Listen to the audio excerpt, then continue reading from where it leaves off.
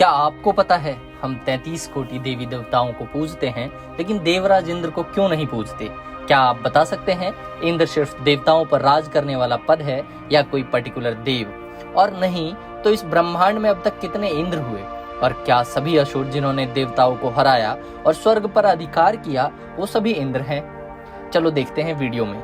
अगर आपको पहले से पता है तो कमेंट करके जरूर बताएं। दोस्तों, हिंदू धर्म में देवताओं के राजा इंद्र हैं और देवराज इंद्र को वर्षा का देवता भी माना जाता है। लेकिन सवाल यह है कि देवराज होने के बाद भी पूरे भारतवर्ष में इंद्रदेव का एक भी मंदिर क्यों नहीं है? पुराणों के अनुसार कई ऐसी कथा और बातें बताई गई हैं जिसकी वजह से ना तो इंद्रदेव की पूजा होती है, ना ही उनका कोई मंदिर बना हुआ है। दोस्तों, सबसे पहले मैं आपको बताता हूँ इंद्रदेव कौन है। हिंदू ग्रंथों की माने तो इंद्रदेव किसी देव का नाम नहीं, बल्कि जो भी स्वर्ग के सिंहासन को प्राप्त कर लेता है उसे इंद्र का पद मिल जाता है।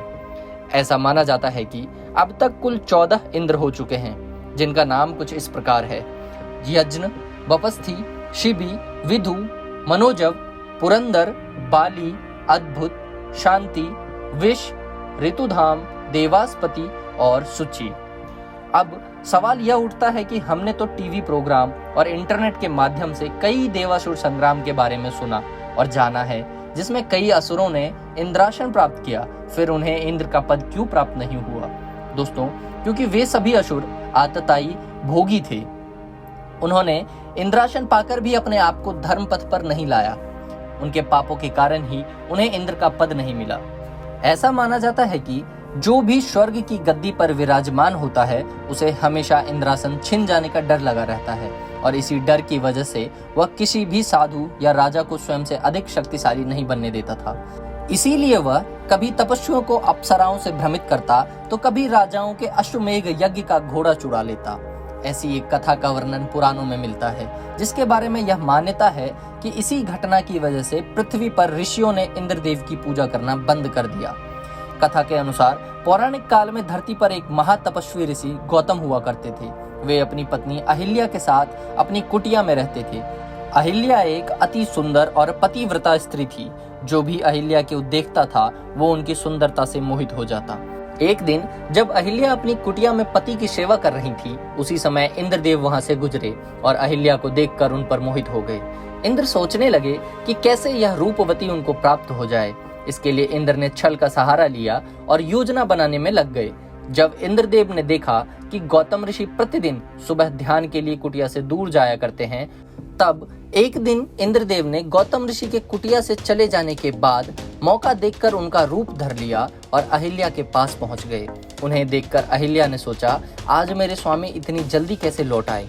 परंतु उन्होंने गौतम रूपी इंद्र से कोई प्रश्न नहीं किया और उनकी सेवा में जुट गईं।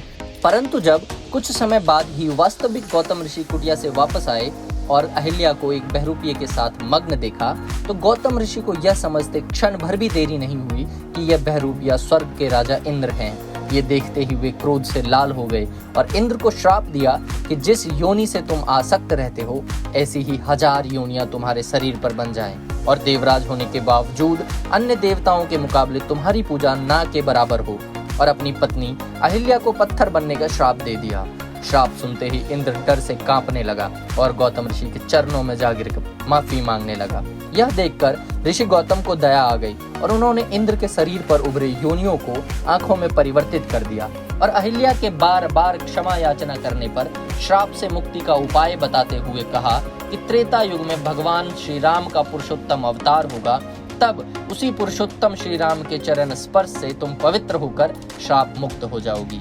ऐसा माना जाता है, तभी से इंद्र की पूजा नहीं की जाती। जबकि दूसरी कथा के अनुसार भगवान श्री कृष्ण के जन्म से पहले गोकुल में इंद्र की पूजा की जाती थी, जिससे इंद्रदेव को अहंकार हो गया। परंतु श्री कृष्ण ने गोकुल वासियों को समझाया कि तुम्हें ऐसे व्यक्ति या प्रकृति की पूजा करनी चाहिए जो ईश्वर हो या ईश्वरीय तुल्य हो, और इंद्र दोनों ही नहीं है। इसलिए तुम्हें गाय माता की पूजा करनी चाहिए और पालन पोषण करने वाले गोवर्धन की पूजा करनी चाहिए। जिस पर व्रजवासियों ने कहा, अगर हम इंद्र की पूजा नहीं करेंगे तो वर्षा नहीं होगी और हमारा पालन पोषण नहीं हो पाएगा। जिस पर श्री कृष्ण ने समझाया कि फिर ऐसे व्यक्ति की पूजा से क्या लाभ जो आपको डरा कर अपनी पूजा करवाता है। सभी लोगों ने श्री कृष्ण की बात समझी और माना और उन्होंने इंद्रोत्सव की जगह गोपोत्सव मनाने लगे। उधर जब इंद्र को इस बारे में पता चला तो उन्होंने प्रलय काल के बादलों से गोकुल में वर्षा का आदेश दिया, जिससे सारे व्रजवासी डूबने लगे। और तब श्री कृष्ण ने गोवर्धन पर्वत को अपनी उंगली पर उठाकर व्रजवासियों को बचाया। इसी घटना से इंद्र का अभिमान चूर हो गया और इंद्र ने भगवान श्री कृष्ण का शरण लिया। इसके बाद ही इंद्रोत्सव के स्थान पर गोवर्धन पर्व मनाया जाने लगा। तो दोस्तों, कैसी लगी आपको हमारी गाथा? कमेंट करके जरूर बताएं और वीडियो को लाइक अवश्य करें। मिलते हैं अगली गाथा में, तब तक आप चैनल को सब्सक्राइब कर लें। धन्यवाद।